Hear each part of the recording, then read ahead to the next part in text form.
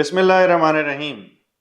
एक blood pressure बढ़ने की ऐसी वजह भी है जिसके अंदर वंस अगेन गुदूद, जो मैंने पिछली वीडियो में भी जिक्र किया था, जो गुर्दे के ऊपर वाले फ्लोर पे होता है, उसमें से मटीरियल निकलता है और उससे बीपी बढ़ता है। और ये भी एक ऐसी वजह है जिसके अंदर अगर ये मर्ज़ सर्जरिकल सोल्यूशन किया जाए और इसे सर्जरी करके निकाल दिया जाए तो बीपी ठीक हो जाता है ज़्यादातर केसेस में। हमेशा बीपी ठीक नहीं होता, कुछ कंडीशंस के अंदर बीपी की गोली ज़्यादा जारी रखनी पड़ सकती है, लेकिन उसकी तादाद और उसकी किस्म का फ़र्क पड़ जाता, अलामतों का भी फ़र्क पड़ जाता।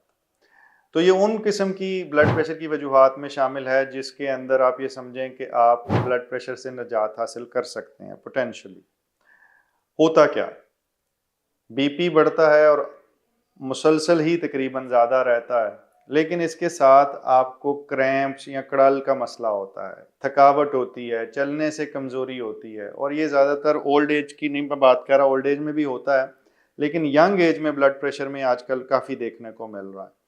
और इसके अंदर ये भी हो सकता है कि आपको क्रैम्प्स पड़ें, कड़ल पड़ें, और ये भी हो सकता है कि आपको शदीद थकावट हो। और जब आप अगर आप ज़हनी और जिस्मानी सेहत के बारे में इल्म, नए तरीका इलाज और नई से नई तहकीक के बारे में जानना चाहते हैं तो इस चैनल को सब्सक्राइब करें, बेल आइकन को क्लिक कर दीजिए।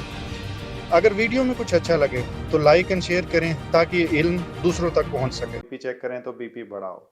दिल की रफ्तार अमूमी तौर पे उतनी तेज़ी से नहीं बढ़ती जितनी मैंने दूसरी वीडियो में जिक्र किया था। और इसके साथ जो ही आप टेस्ट करवाते हैं तो पता चलता है कि ब्लड के अंदर एक इलेक्ट्रोलाइट है जिसको हम बाइकार्बोनेट कहते हैं, HCO3 लिखा होता है। वो नॉर्मल से कुछ ऊपर हो सकता है, लेकिन दूसरी तरफ पोटाशियम जो उनसा है वो नॉर्मल से कुछ नीचे की तरफ होता है। ये इसकी निशानी है। और फिर उसके ऊपर अल्ट्रासाउंड करवाया जाता है। अल्ट्रासाउंड करवाने से बाज़ का वो एक लोकलाइज चीज़ नज़र आ जाती है, लेकिन उसको यकीन से नहीं कहा जा सकता कि ये वो गुर्दे के ऊपर जो गदूद पड़ा है उससे निकल रहा है। इसके लिए कुछ और टेस्ट किए जाते हैं, ज़रा कॉम्प्लिकेटेड है, उनमें उनकी डिटेल में नहीं जा रहा, और फिर ये चीज़ कंफर्म होती। ब्लड के टेस्ट जो पाकिस्तान में अब ये अवेलेबल हैं, जिसको हम प्लाज्मा और या सीरम एल्डोस्टेरॉन कंसंट्रेशन कहते हैं, रेनिन लेवल कहते हैं, फिर इन दोनों की रेशो देखी जाती है। इसकी बुनियाद पे ये तशखीस होती है। और अच्छी बात यह है कि जो लोग 6-6 दवाइयाँ ले रहे होते हैं, जब इसकी तशखीस हो जाती है तो बाज़ का वो एक गोली पे कंट्रोल हो जाते हैं।